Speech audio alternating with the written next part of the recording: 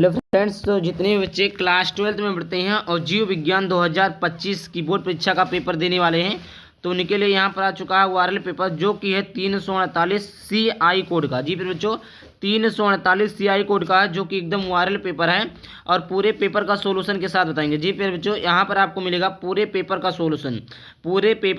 यही जाकर 3 मार्च की बोर्ड परीक्षा में आप सभी लोगों को छाप कर आना है। ठीक, इससे बाहर एक भी प्रश्न नहीं पूछा जाएगा। जी फिर बच्चों इससे बाहर बोर्ड परीक्षा में एक भी प्रश्न नहीं पूछा जाएगा। इसी प्रश्न को ऐसे ही आपको तैयार करने के जाना है और बोर्ड परीक्षा में यही पेपर ऐसे ही आपको फंस जाएगा। सबसे पहले बात कर लेते हैं, तो यहाँ पर भरना रहेगा आपको अनुक्रमांक। क्या भरना पड़ेगा? अनुक्रमांक भरना रहेगा। यहाँ पर भरना पड़ेगा आपको नाम। क्या भरना पड़ेगा? नाम। उसके बाद में देखिए यहाँ पर आपको भरना, यहाँ पर देखिए लीजिए, यहाँ पर देखिए, यहाँ पर है समय 3 घंटे 15 मिनट, पूर्णांक रहेगा 70 का। फिर यहाँ पर देखिए नोट है, प्रारंभ के 15 मिनट परीक्षार्थियों को प्रश्न पत्र पढ़ने के लिए निर्धारित हैं। ठीक, उसके बाद में देखिए निर्देश 1, पहला है सभी प्रश्न अनिवार्य है। क्या बच्चों? सभी प्रश्न अनिवार्य है। दूसरा यहाँ पर दिया हुआ आवश्यकता अनुसार अपने उत्तरों की पुष्टि नामांकित रेखा चित्रों द्वारा कीजिए। तीसरा है प्रत्येक प्रश्न के निर्धारित अंक उनके सम्मुख अंकित है। प्रत्येक प्रश्न के निर्धारित अंक उनके सम्मुख अंकित है। फिर आ जाता है बहुविकल्पीय प्रश्न। क्या फिर बच्चों? बहुविकल्पीय प्रश्न। तो यहाँ पर देखिए बहुविकल्पीय प्रश्न में पहला है सही विकल्प चुनकर अपनी उत्तर पुस्तिका में लिखिए। सही विकल्प चुनकर अपनी उत्तर पुस्तिका में लिखना है। तो यहाँ पर देखिए का है अनुवांशिकता रूपांतरित पौधा है। अनुवांशिकता रूपांतरित पौधा क्या है? तो बीटी मक्का है कि बीटी काटन है कि बीटी राइस है कि इनमें से कोई नहीं। प्यारे बच्चों, तो इसका क्या सही ऑप्शन हो जाएगा? तो यहाँ पर देखिए इसका जो सही ऑप्शन हो जाएगा वो हो जाएगा डी, इनमें से कोई नहीं, इनमें से सभी होगा। सॉरी, अभी मैंने कल ट्रिक भी बताया कि कैसे आपको बोर्ड परीक्षा की कॉपी में लिखना है, तो यही ट्रिक है, इनमें से सभी। आगे बात करते हैं, खा नंबर का प्रश्न है कि निम्न में से कौन एक असत्य फल है? निम्न में से कौन एक कूट असत्य फल है? तो यहाँ पर देखिए क्या है, अंगूर है, आम है, अमरूद है कि सेब है। इनमें से कौन सा ऑप्शन सही हो जाएगा? तो निम्न में कौन एक कूट फल है? तो ये आपका सेब है। कौन है? सेब है। आगे बात करते हैं, गा नंबर का प्रश्न है कि आवृतबीजी पौधों के भ्रूण पोष में गुणसूत्रों की संख्या होती है। फिर बच्चों जितने भी क्वेश्चन आते हैं आप सभी लोगों को क्वेश्चन को कमेंट में जरूर लिखते आना, ताकि पता चले हाँ आप लोगों को कितने क्वेश्चन आते हैं।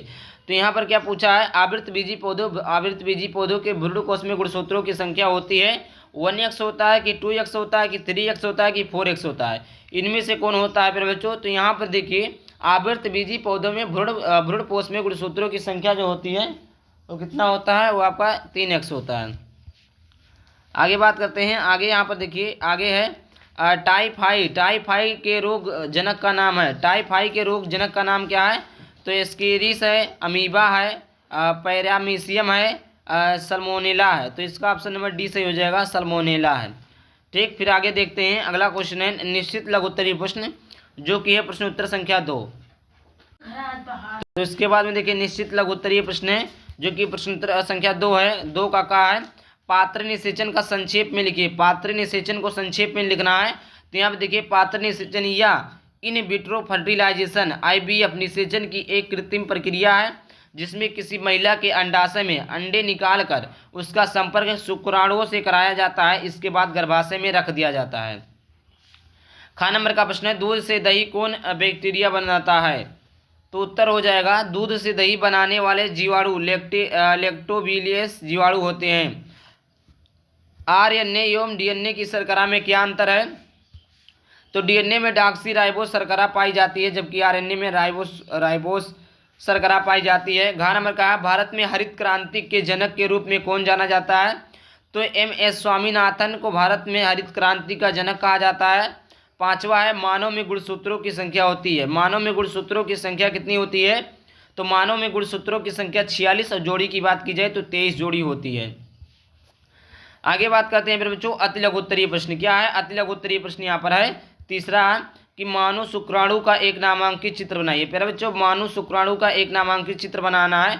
तो यहाँ पर उत्तर लिखा हुआ है, यहाँ पर ये आपका मानव शुक्राणु का एक नामांकित चित्र यहाँ पर बनाया हुआ है, जो कि आप लोग देख सकते हैं। इसको आप सभी लोगों को सीखना चाहिए। फिर उसके बाद है मेंडल के, फिर मेंडल के प्रभाविता नियम का वर्णन करो। मेंडल के प्रभाविता नियम का वर्णन करो। तो प्रभाविता का नियम क्या है बच्चों? यह एक संकर संकरण है जिसे एक जोड़ी विरोधी लक्षण का संकरण कराया जाता है। अर्थात जब प्रभावी और अप्रभावित लक्षणों को लेकर संकर कराते हैं तो प्राप्त संतति में प्रभावी लक्षण प्रदर्शित होते हैं, जिसे प्रभावित के नियम कहते हैं। ग नंबर का प्रश्न है, प्रोटीन संश्लेषण को प्रारंभ करने हेतु प्रारंभकूट और प्रथम अमीनो अम्ल का नाम लिखिए। तो यहाँ पर उत्तर हो जाएगा, प्रोटीन संश्लेषण को प्रारंभ करने हेतु प्रारंभकूट AUG और प्रथम अमीनो अम्ल मिथियोनाइन है। फिर उसके बाद देखिए घ नंबर का प्रश्न है कि BT कपास पर संक्षिप्त टिप्पणी लिखिए। फिर बच्चों BT कपास पर संक्षिप्त टिप्पणी लिखना है। तो यहाँ पर देखिए उत्तर हो जाएगा BT फसलें जैव प्रौद्योगिकी द्वारा ऐसे फसलें उत्पन्न की रही है जिनमें कीटनाशकों की आवश्यकता नहीं होती। ये पादप जातियाँ पीड़े प्रतिरोध होती हैं। BT एक प्रकार का प्रतिविष है जो बेसुलेस यूरेंजियनियस नामक जीवाणु से बनता है। इस प्रकार की फसलों को BT फसल कहते हैं। BT जैसे कपास, BT मक्का, BT धान, BT टमाटर, BT सोयाबीन, BT तंबाकू आदि। आगे बात करते हैं। अगला प्रश्न है कि सक्रिय एवं निष्क्रिय प्रतिरक्षा क्या होता है? उत्तर, सक्रिय प्रतिरक्षा इसमें शरीर की अपनी कोशिकाएं संक्रमण के प्रति पहला प्रतिरक्षी विकसित करती है या लंबे समय के पथ आराम प्रदान करती है। इसका कोई दुष्प्रभाव नहीं होता, यह चिरस्थायी होता है।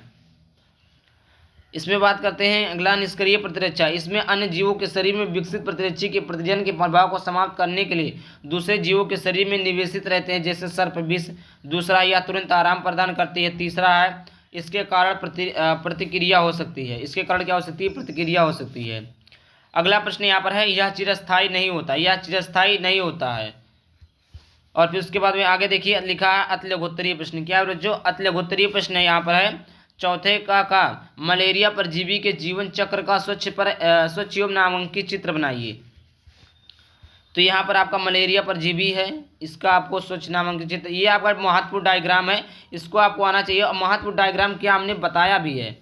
ख नंबर का प्रश्न है कि पुष्पी पादपों में मादा गुरु बीजाणुधानी या बीजाण का युग्मकोभिद सहित नामांकित चित्र बनाइए। तो उत्तर हो जाएगा, ये आपका यहाँ पर है, इसको आप बना लेंगे। आगे बात करते हैं। ग नंबर का प्रश्न है कि घरेलू खाद्य पदार्थों के उत्पादन में किन्हीं तीन सूक्ष्म जीवों की भूमिका का वर्णन कीजिए। उत्तर, घरेलू खाद्य पदार्थों के उत्पादन में सूक्ष्म जीवों की भूमिका। हजारों वर्षों से ही मानव घरेलू भोज्य पदार्थों को बनाने में कुछ जीवाणुओं और ईस्ट कोशिकाओं का रसोई में उपयोग कराता आया है। इसके कुछ उदाहरण निम्न हैं। आयुर्वेदिक कीटनाशक, कुछ सूक्ष्म जीव जैसे कि टिचोडर्मा और बैक्टीरिया खेतों में फसलों को कीटनाशक के रूप में प्रदान करके प्रदर्शन करते हैं, जिसमें उन्हें प्राकृतिक रूप से सुरक्षित मिलती है। दूसरा है खाद्य सुरक्षा में प्रभावी माइक्रो ऑर्गेनिजम्स। तो सूक्ष्म जीवों जैसे कि एक्टिनोमाइसिस और माइक्रोजिया पौधों के लिए पोषण तत्वों को सुलभ कराने में मदद करते हैं, जिससे खाद्य पदार्थों का उत्पादन में सुधार होता है। आगे बात करते हैं। तीसरा, उर्वरक कणों का पुनर्चक्रण। कुछ सूक्ष्म जीवों जैसे कि नाइट्रोजन सहायक बैक्टीरिया मिट्टी में मौजूद उर्वरक कणों को पौधा के लिए सुलभ रूप से उपलब्ध कराने में मदद कर सकते हैं। घ है, मरुस्थलीय पादपों में जंतुओं के अनुकूलन पर संक्षिप्त टिप्पणी लिखिए। यहाँ पर उत्तर हो जाएगा मरुस्थलीय पादपों और जंतुओं के अनुकूलन। यही इसी प्रकार आपको हेडिंग डालना है। तो कम वर्षा वाले स्थान की जलवायु शुष्क हो जाती है और मिट्टी रेताली या मृत हो जाती है। ऐसे स्थानों को मरुस्थल या रेगिस्तान कहा जाता है। इस प्रकार के आवासों में उगने वाली वनस्पतियों को मरुद्भिद कहा जाता है। इसके अतिरिक्त इन आवासों में पाए जाने वाली प्राणियों को मरुस्थलीय प्राणी कहा जाता है। मरुस्थलीय क्षेत्रों में पाए जाने वाली मिट्टी जल उपस्थित होने के बाद भी पौधों द्वारा उनका उपयोग नहीं हो पाता है। आगे बात करते हैं। इंपॉर्टेंट क्वेश्चन है, मरुद्भिद पादपों में अनुकूलन निम्नलिखित हैं। कुछ मरुद्भिद पौधों में के रंध्र पर मोम जैसा आवरण होता है। इससे पौधे वाष्पोत्सर्जन की क्रिया कम होती है। ये रात्रि के समय खुलते हैं। प्रायः मरुद्भिद पौधों की जड़ भूमि में अधिक गहराई तक जाती है। उदाहरण एस्पेरेगम। दूसरा, पत्तियां कांटों में रूपांतरित हो जाती है, जैसे नागफनी में कांटेदार रूपांतरित पत्तियां। काष्ठीय मोटी छाल वाला तना पत्तियां का कार्य करता है, जैसे नागफनी। मरुद्भिज जंतुओं में अनुकूलन। मरुस्थलीय जंतुओं में सबसे पहला नाम रेगिस्तान का जहाज कहे जाने वाले ऊँट का आता है। ऊँटों के पैरों के पंजे मोटे, गद्देदार एवं चौड़े होते हैं, जो इन्हें मरुस्थल में चलने के अनुकूलन बनाता है। इनमें विकसित कुबड़ में वसा एकत्रित हो जो इन्हें काम प्यास की अनुभूति करता है। ऊँट रेगिस्तान में लगभग 15 से भी अधिक दिन तक बिना पानी पे कार्य कर सकता है। कुतरने वाले चूहे, गिलहरी सूखे बीजों, रसेदार गुद्देदार बैक्टीरिया तथा दूसरे पौधों को भोजन के रूप में ग्रहण करते हैं। इनसे इन्हें पानी की आपूर्ति हो जाती है। ये जंतु दिन के समय बिल में रहते हैं ताकि वाष्पोत्सर्जन कम के ह्रास को काम हो। रेगिस्तान में रहने वाले छिपकलियाँ तथा सर्प शीत ऋतु में जमीन में लगभग आधा मीटर गहराई में चले जाते हैं। देखिए 5वें का नंबर का प्रश्न है, परागण क्या होता है? पौधों में परागण के प्रकार पर टिप्पणी लिखिए। परागण किसी पुष्प के पुंकेसर से उसी पुष्प या उसी जाति के किसी अन्य पुष्प के वर्तिकाग्र तक परागकणों की पहुंचने की क्रिया को परागण कहते हैं। ये पहले बच्चों वेरी मोस्ट इंपॉर्टेंट, हर साल बोर्ड परीक्षा में पूछा जाता है, चाहे वो आपका क्लास 10 का बोर्ड परीक्षा हो, चाहे वो आपका क्लास 12 का बोर्ड परीक्षा हो, हर साल की बोर्ड परीक्षा में पूछा जाता है। परागण दो प्रकार की होती है, स्वपरागण, परपरागण। स्वपरागण क्या होता है फिर बच्चों? यहाँ पर देखिए, जो स्वपरागण में एक ही पुष्प के परागण, मतलब स्वपरागण मतलब एक ही पर होता है, परपरागण में से होता है जो दूसरों पर आश्रित रहते हैं। पढ़ लीजिएगा बस ये। परपरागण निम्नलिखित 3 प्रकार का होता है, वायु, जल, जंतु परागण। ये आपका परपरागण है। वाहित मल उपचार पर टिप्पणी लिखिए। वाहित मल उपचार मल जल प्रशोधन या घरेलू अपशिष्ट जल प्रशोधन, गंदा जल और घरेलू दोनों प्रकार के अपशिष्ट जल और घरेलू मल जल से संदूषित पदार्थों को हटाने की प्रक्रिया है। इसमें भौतिक, रासायनिक और जैविक पदार्थों को हटाने की भौतिक, रासायनिक और जैविक प्रक्रियाएं शामिल है।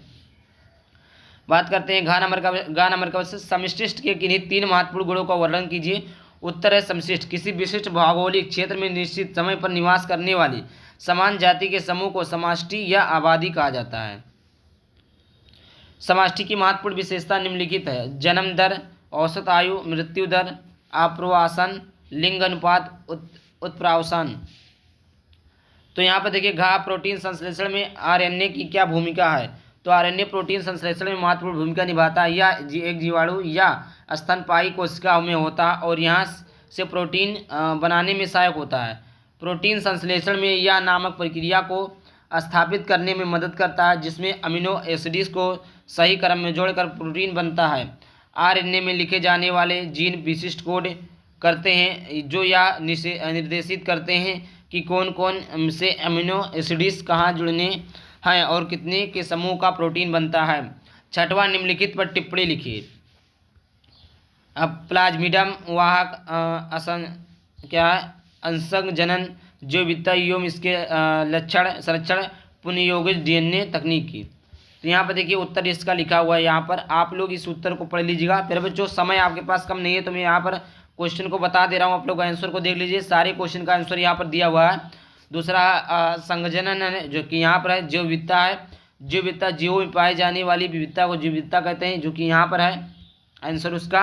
अगला क्वेश्चन है, पुनर्योजन डीएनए तकनीकी क्या है? तो यहाँ पर देखिए, उसका उत्तर दिया हुआ है। आप सभी लोग उत्तर को पढ़ लीजिएगा, क्योंकि समय को ज़्यादा बर्बाद ना करते हुए हम देखते हैं, क्योंकि आपको पढ़ना ही है। आप लोग यहाँ पर मैं दिखा दे रहा हूँ, आप लोग पढ़ लेना। आ जाता है विस्तृत उत्तरीय प्रश्न। क्या बोला? मानव के शुक्राणु अंडाणु की संरचना का सचित्र वर्णन कीजिए। तो यहाँ पर ये आपका मानव का शुक्राणु है, ये आपका ये अंडाणु है। उसके बाद में यहाँ पर देखिए, शुक्राणु के बारे में लिखा हुआ है। मानव शुक्राणु टेडपोल की आकृति का लगभग 60 लंबा, अगुणित तथा चल नर युग्मक होता है। शुक्राणु के भाग शीर्ष, ग्रीवा, मध्य भाग, पुच्छ, ये चारों चीज़ें होती है। इसके बारे में भी यहाँ पर लिखा हुआ है कि शीर्ष क्या होता है, ग्रीवा क्या होता है, सारा चीज़ लिखा है, आप लोग पढ़ लीजिएगा। मध्य भाग क्या होता है, सब कुछ लिखा हुआ। आई होप यहाँ पर देखिए समाप्त हो गया। आई होप वीडियो पसंद है, वीडियो को लाइक कर देना। चैनल पर पहली बार चैनल को सब्सक्राइब कर देना। चलिए मिलते हैं किसी टॉपिक के साथ, तब तक के लिए बाय बाय, थैंक यू। जय हिंद, जय भारत, वंदे मातरम।